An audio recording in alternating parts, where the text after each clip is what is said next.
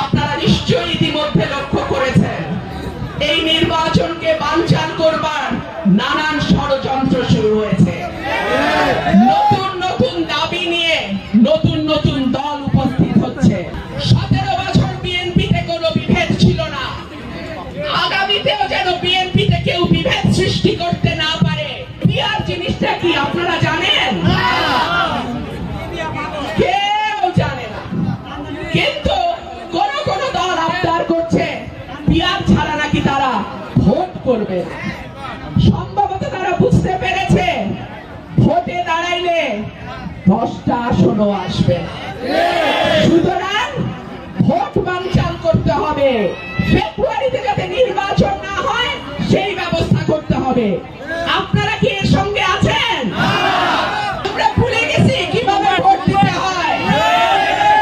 আল্লাহর অশেষ রহমত, আমার দল বাংলাদেশ জাতীয়তাবাদী দল বিএনপি চেয়ারপারসন থেকে শুরু করে আমার আপনার মতো তৃণমূলের নেতা কর্মীদের 17 বছরের পরিশ্রম, 17 বছরের আন্দোলন, 17 বছরের আত্মত্যাগ এর বিনিময়ে বাংলাদেশ আজকে আবারও গণতন্ত্রের পথে হাঁটতে শুরু করেছে।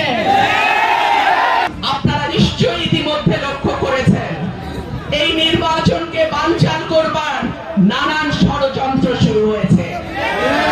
নতুন নতুন দাবি নিয়ে নতুন নতুন দল উপস্থিত হচ্ছে। কেউ বলছে পিআর ছাড়া নির্বাচন করব না, কেউ বলছে সংস্কার বিচার ছাড়া নির্বাচন করব না।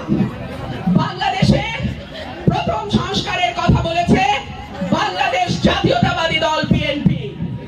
বাংলাদেশে বিচারের কথা বিএনপির মনের কথা।